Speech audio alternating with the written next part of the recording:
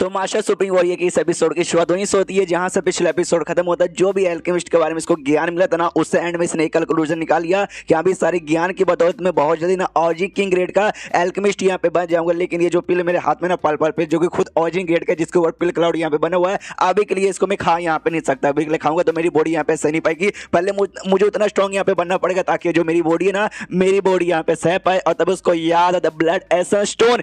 यार मुझे एक ब्लड एसेंस स्टोन भी मिला था और हमें मालूम है जो पपेट वाला यहाँ पे स्टोन था, और उसको एक ब्लड एसेंस स्टोन तुम दोगे ना तो कंबाइन होकर पपेट के रूप में यहाँ पर आता है। तो दूसरा स्टोन यहाँ पे निकाल लेता है और खुश है, चलो भाई अब मेरे पास ना एक दूसरा भी यहाँ पर आ जाएगा। आई मीन एक दूसरा भी स्टोन पपेट यहाँ पर आ जाएगा। और क्या बोलते जो यांग ज्ञान यहाँ पे थी, उसको हमेशा से जलन होती थी मुझसे कि अभी तेरे पास स्टोन पपेट है, काश मेरे पास भी होता। अगर दूसरा तैयार हो जाएगा ना तो दूसरा मैं यांग ज्ञान को यहाँ पे गिफ्ट कर दूंगा। फिर उसके माइंड में ये भी आता है अगर यांग ज्ञान पहली जैसे एकदम एग्जैक्टली थी ना तब तो बहुत ज्यादा खुश हो जाती। लेकिन अभी के लिए भाई वो बेहोश है और जैसे होश में यहाँ पर आएगी ना टाइम भी लग सकता है, और जब टाइम लगने के बाद होश में भी आएगी ना, हो सकता है अपने ग्रेट एम्पायर के पूरे फॉर्म में आए। और उस समय शायद उसको स्टोन पपेट की कोई जरूरत भी यहाँ पर ना हो। अब जरूरत हो या ना हो, लेकिन मुझे तो दूसरा स्टोन पपेट यहाँ पे चाहिए ना। हाँ तो कंबाइन यहाँ पे कर देता है दोनों एसेंस स्टोन को, साथ ही में उस स्टोन से जिससे पपेट निकलेगा। और कंबाइन करने के बाद जो पहला वाला था ना पपेट, उसको यहाँ पे बुलाता, आवाज देते भाई तू आसपास है ना। हाँ तो आसपास यहाँ पे था, सामने प्रकट हो जाता है। तो यान के लेता है ये वाला स्टोन, उसको यहाँ पे दे देता है। ये कहते हुए कि हाँ भी इसका यहाँ पे ध्यान रखना। और तभी उस स्टोन पपेट के पास जो पहले से था,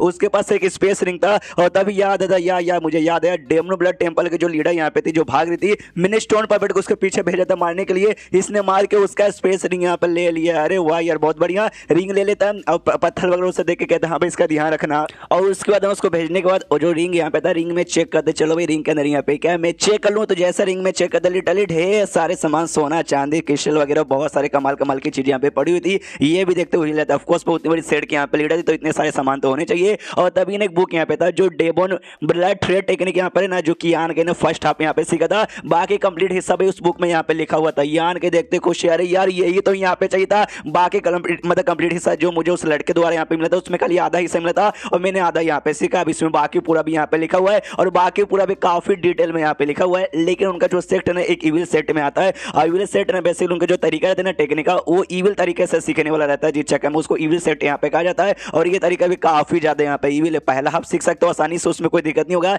लेकिन सेकंड हाफ सीखने के लिए तुम्हें भाई यहाँ पे खून चाहिए, इंसानों का खून चाहिए और ढेर सारा चाहिए, तभी तो भाई इविल टेक्निक आती है। लेकिन कोई बात नहीं, पास है ना क्या बोलते हो, वो जो जेड क्रीम मुझे यहाँ पे मिला था, वो क्रीम की बदौलत बिना मैं खून के यहाँ पे कर सकता हूँ। यानी मुझे कोई इविल तरीका यूज करने की जरूरत नहीं पड़ेगी, मैं नॉर्मल तरीके में भी यहाँ पे कर सकता हूँ। तो वेल ये सामान भी चेक कर लिया। अब क्या, हाँ अब मुझे याद है अभी वो टैबलेट जो मुझे यहाँ पे मिला था, अगर आपको याद हुआ लड़ाई के उस एक टैबलेट है ना अपने आप उछलते हुए यान के हाथ में आ गया था, उससे निकाल लेता कि हाँ भाई अब रही बात इसकी। अब आई डोंट नो एग्जैक्टली ये क्या है। उस समय जो लड़ाई हुई थी तो जो मोन्यूमेंट यहाँ पे थे छोटे मोटे टूटा और उसमें से निकल के मेरे हाथ में डायरेक्ट आके यहाँ पर गिर गया। और मुझे याद है जैसे मेरे हाथ में आके गिरा था ना, उस समय जो छुड़ाई हुई है मेरी वो जोश से चिल्लाए थे, ये कह दो कि भाई वो मुझे यहाँ पे दे दे, वो तेरी काम की यहाँ पे चीज नहीं है। जिससे गुस्सा तो वाकई में बहुत ज्यादा होगी कि भाई ऑफकोर्स मेरे हाथ में लगे, उसको चाहिए था। और लेकिन उसने ऐसा क्यों कहा था कि हाँ भाई सामने से ये मेरे यूजलेस है, मेरे काम में यहाँ पे नहीं आएगा, उसके पीछे का कुछ ना कुछ तो यहाँ पे रीजन होगा। लेकिन अब ये मेरे हाथ में आ चुका, मैं किसी को वापस देने वाला नहीं हूँ, इसलिए मेरे यूज में है या मेरे यूज में नहीं है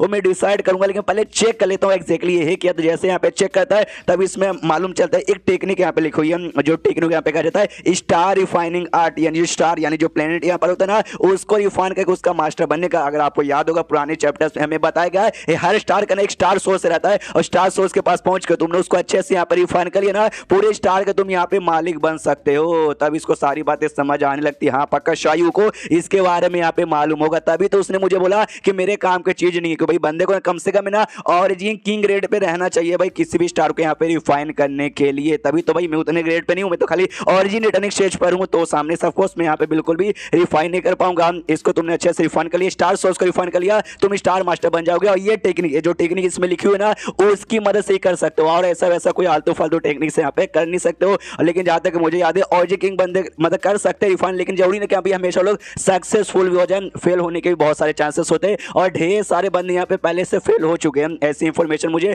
बहुत सारी मिली है। और जहाँ तक शायू का जो सेट है चैम्बर ऑफ कॉमर्स, वहाँ पे ढेर सारे ऑजी किंग के बंदे आते हैं और लगभग 7 या 8 प्लेनेट पे उनका राज यहाँ पे चालू है। लेकिन खाली एक ही, हाँ उनके पूरे सेट में खाली एक ही बंदा है जिसने भाई स्टार को अच्छे से यहाँ पे रिफाइन कर लिया है और उसका स्टार मास्टर यहाँ पे बन गया। बाकी और कोई बंदा यहाँ पे कर नहीं पाया। ऑफकोर्स भाई बंदे फेल होते हैं, जिस चक्कर में कई बार बंदे यहाँ पे करने से भी डर लगता है। और जहाँ तक मुझे याद है उनके सेट का जो मेन लीडर है शायू का जो मेन बाप यहाँ पर है ना वो ऑरिजिन किंग रेड के सेकंड लेवल पे, ऑरिजिन किंग रेड के सेकंड लेवल पे ना अटका पड़ा है। लेकिन अगर उसको टैबलेट मिल जाएगा तो इसका टेक्निक यूज करके वो किसी भी स्टार को अच्छे से रिफाइन करके उसका स्टार मास्टर यहाँ पे बन जाएगा और फाइनल उसका लेवल अप हो जाएगा और ऑरिजिन किंग रेड का थर्ड लेवल पे चल जाएगा। और इसी काम के लिए शायद शायू भाई मतलब ये आई थी, हाँ इसमें इंपैरा गार्डन में आए थे, उसको मालूम था कि शायद है ना वहाँ पे ये टोकन मिल सकता है जिसकी बदौलत यहाँ पे कर सकते हैं। लेकिन अभी ये मेरे हाथ में लग गया तब इसका मैं यूज करूंगा। वेल लेकिन अभी मैं ऑरिजिन किंग पे गया हूँ ये चेक मैं चाह के भी अभी यूज इसका नहीं कर सकता। लेकिन जैसे टाइम आएगा ना जब मैं ऑरिजिन किंग पे जाऊंगा उसके बाद मैं यूज करूंगा। और ऐसा नहीं कि अभी ऑरिजिन किंग पे चला गया और डायरेक्ट यूज करूंगा, ना ना ना ना, पहले सारे मेजर्स इसको अच्छे से देख लूंगा ताकि फेल यहाँ पे ना हो, वरना फेल होगा तो भाई मेरे घोड़े लग जाएंगे। और ये इमेजिन में कर सकता हूँ अगर ऑरिजिन पे गया और मैंने अच्छे सब कुछ यहाँ पे सीख लिया और फाइनली मेरे किसी प्लेनेट को रिफाइन करके उसका स्टार मास्टर बन गया, उसके बाद से शायद हो सकता है मेरा पावर जो ग्रेट एम्पायर यहाँ पर है भाई यांग यान हम लोग शायद बराबर पावर के हो जाए शायद।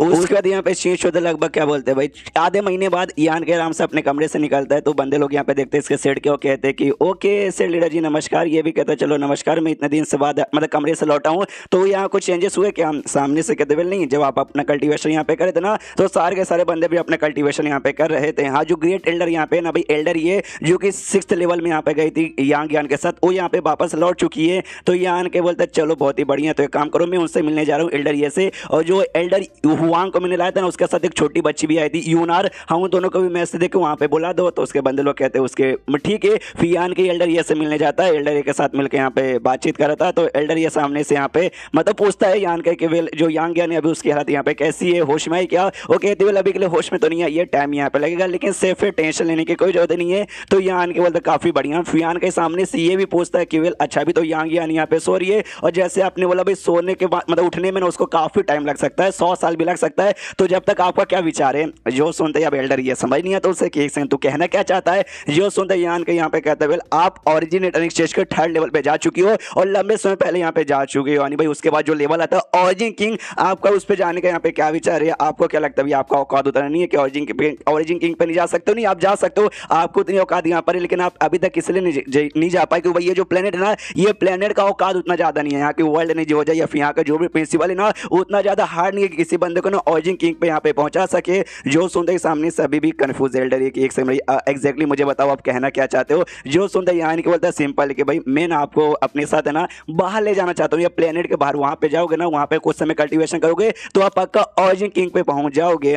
जो सुनते सामने से वो कहती है अच्छा ऐसी बात है क्या? तो यहाँ से जाने के बाद क्या वापस आओगे? जो सुनते यहाँ के कहता ऑफ कोर्स यहाँ से जाने के बाद मैं वापस यहाँ पे आऊंगा। क्या ना मेरा प्लान ऐसा है कि मैं कुछ बंदों को ढूंढना चाहता हूँ तो वहां से निकलने के बाद ना उन बंदों को ढूंढूंगा फिर वापस यहाँ पर आ जाऊंगा और टेंशन लेने की कोई जरूरत नहीं भाई। हम लोग भाई हमारा जो सेट है फील्ड के अंदर है, फील्ड के अंदर कोई और एरर कह रहा है न तो कह रहा एंट्री भी नहीं मार सकता यानी हमारा सेट यहाँ पे सेफ रहेगा। जो सुनते सामने से वो कहती है वेल यार आपका इरादा तो काफी यहाँ पे बढ़िया लेकिन आई एम सॉरी मुझे यहाँ पे मना करना पड़ेगा। हाँ क्योंकि सबसे पहली बात है ना मैडम के यहाँ पे और मैडम यहीं पर है भाई, मैडम यहीं पे सो रही है और जब तक वो होश में यहाँ पे नहीं आती तो उनको छोड़ के मैं ऐसे कैसे चली जाऊँ, नहीं जा सकती ना यार। और दूसरी बात है ना भले यार मतलब मैडम सो रही है मैं आपके साथ चल जाऊंगी आप भी चलोगे तो मेन कोई इंपॉर्टेंट बंदा बचेगा नहीं, तो हो सकता भारी बंदे कुछ ना कुछ करके जबरदस्ती या किसी न किसी तरीके से नुकसान करने की यहाँ पे कोशिश करे।